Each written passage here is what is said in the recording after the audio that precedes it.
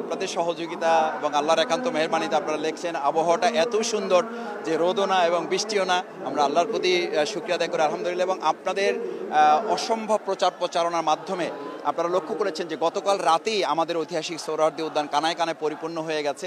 সকাল থেকে আমরা বেসিক্যালি আমাদের মূল গেটগুলো শুধুমাত্র ভিআইপিস যারা, সিনিয়র সিটিজেন যারা, সাংবাদিক যারা, বুদ্ধিজীবী যারা, আমন্ত্রিত অতিথি যারা, তাদের জন্য শুধু আমরা ওপেন রেখেছি। বাকি সাধারণদের জন্য আমাদের ইতিমধ্যে বাবুবাজার, সদরঘাট, তারপরে ওদিকে গাবতলী, কল্যাণপুর, এদিকে যাত্রাবাড়ি সহ কমলাপুর রেল স্টেশন থেকে এখন যারা নামছেন কেউই আর সামনের দিকে আগাতে পারছেন না।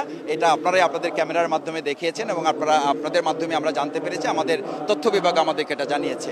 দ্বিতীয় হচ্ছে আজকের মূলত প্রোগ্রাম হচ্ছে 7 দফা দাবি বাস্তবায়নের লক্ষ্যে জামাত ইসলামী আমিরে জামাত জাতীয় নেতৃবৃন্দ কথা বলবেন। সেখানে আমরা জোট, তো এখানে স্টেজেই একটা জোট হবে।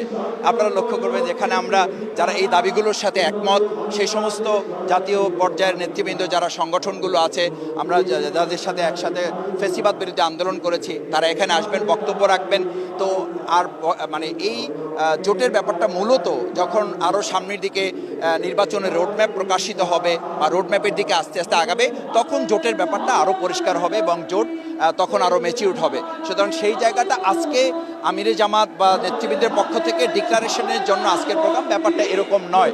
তবে আজকের এটার মধ্য দিয়ে আগামী দিনে কী ধরনের জোট হতে যাচ্ছে তার একটা চিত্র এখান থেকে জাতির কাছে মেসেজ যাবে বলে মনে করি এবং জাতীয় একটা মেসেজ এখান থেকে তারা ধারণ করতে পারবে। পল্টন ময়দানে হয়েছে, অন্যান্য মাঠে হয়েছে, তো ঐতিহাসিক সোহরাওয়ার্দী উদ্যানে বিভিন্ন কারণে বিভিন্ন সময় জামাতের উপরে অন্যায়ভাবে আমাদেরকে প্রোগ্রাম করতে দেওয়া হয় নাই। আপনারা জানেন যে আমরা যে প্রোগ্রাম ডিপ্লোমা ইঞ্জিনিয়ার্স ইনস্টিটিউশনে করেছি, এখানে রমনা ইনস্টিটিউশনে, সেই প্রোগ্রামটির জন্য কিন্তু আমরা ঐতিহাসিক সোহরাওয়ার্দী উদ্যানে করার জন্য তৎকালীন যে অবৈধ আওয়ামী লীগ সরকার ক্ষমতায় ছিল তাদের কাছে চেয়েছিলাম।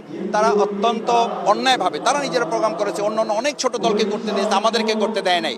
তার অর্থ ছিল জামাতের উপরে তারা অন্যায় করেছে, অবিচার করেছে, দমিয়ে রেখেছে। তারা মনে করতো যে জামাতকে দমিয়ে রাখা যায়। আজকে প্রমাণ হয়েছে অন্যায় করে, অত্যাচার করে, খুন গুম করে, ফাঁসিতে ঝুলিয়ে, রিমান্ডে নিয়ে তাদের কোনো একটা আদর্শবাদী দলকে বা জনগণের মানুষের ভালোবাসার কোনো দলকে শেষ করে দেওয়া যায় না।